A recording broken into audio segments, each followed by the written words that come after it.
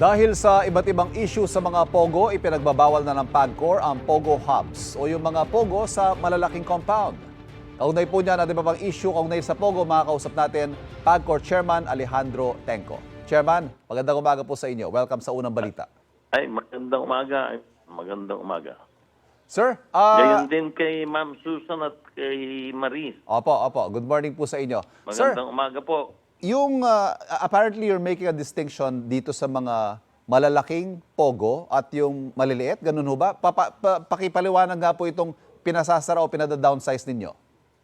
No, basically, ang ibig sabihin po ng Pogo Hub ay isang malaking lupa kung saan meron pong maraming mga building o tanggapan. Okay. Ang isang halimbawa po niyan ay yung Porac. Yes. Makita nyo, isang malaking lupa yon na 46 ang building. Yun po ay tinatawag na hub. Okay. Although liliwanagin ko, wala nang lisensya yon since 2023. Okay. Pero ganun po yung malalaking hub na tinutukoy namin. So ilan po ang maapektuhan? Ilan ang masasaklaw nitong bago niyong kautosan na ito? Sa ngayon po, wala nang hub na nakatatag kung hindi isa na lang, yung sa Cavite. So isasara na rin po yan? Naisara na po yung, nung nagka-problema po yung isang hub sa Clark Economic Zone sa Pampanga, naisara na po namin yon. I think, if I'm not mistaken, that was in 2023. Okay. Sometime in May. So, ang sinasabi po namin, dito kasi sa nakikita ngayon, yung Banban, yung Porac, hindi na po mag-i-issue ng lisensya ang PAGCOR para sa isang hub. Okay.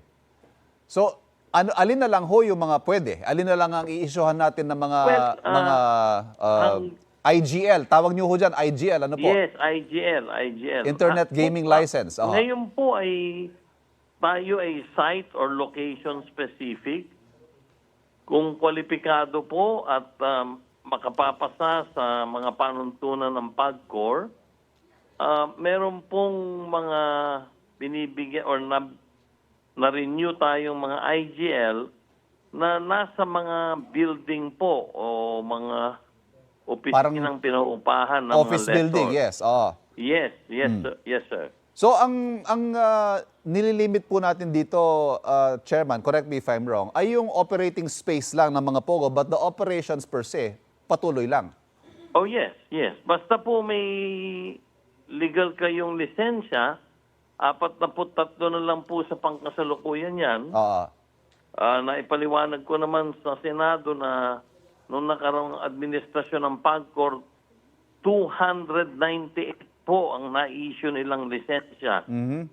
Kasama yung lisensya ng mga service providers. Ngayon, sa pangkasalukuyan po, nasa sa 40 na lamang. Okay.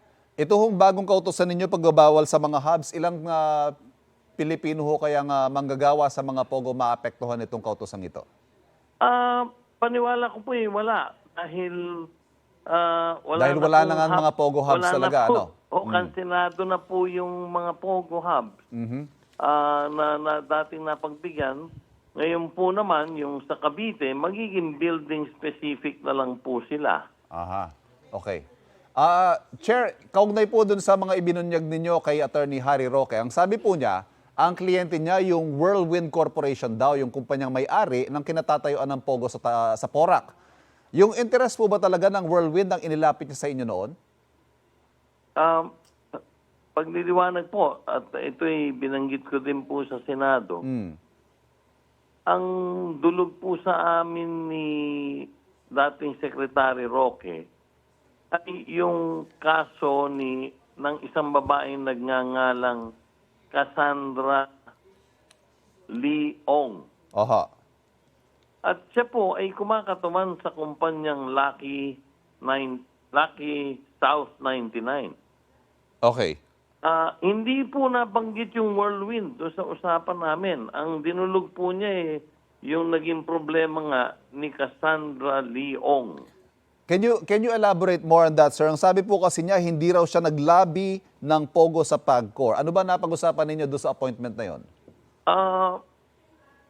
Siya po ay dumating sa aking tanggapan at kasama po niya nung pagkakataon na yon si Binibining Cassandra Ong.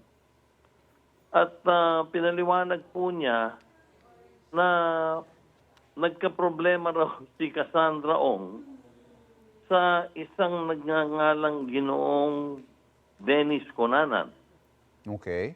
Kung saan hindi daw pinagkakatiwala ni Cassandra Ong yung kanyang buwanang bayad sa PAGCOR dito po kay Ginoong Dennis Conanan. Okay.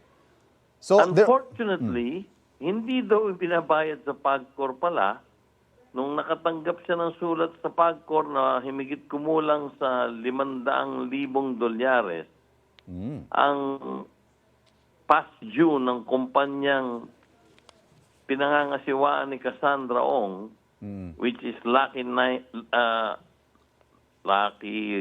South Lucky 99 South, yes. or whatever.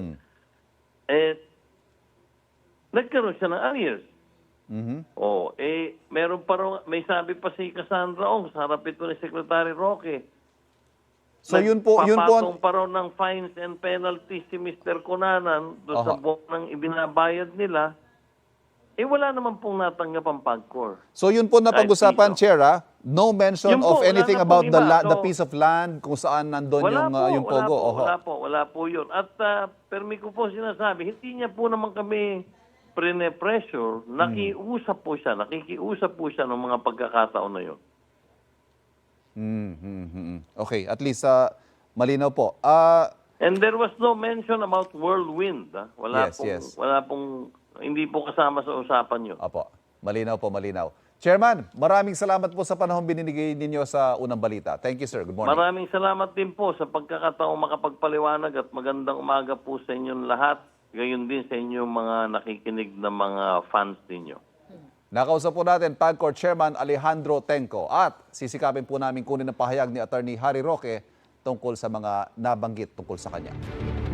Kapuso, para laging una ka sa mga balita, bisitahin at mag-subscribe sa GMA Integrated News sa YouTube. Sa mga kapuso abroad, samahan nyo kami sa GMA Pinoy TV at sa www.gmanews.tv.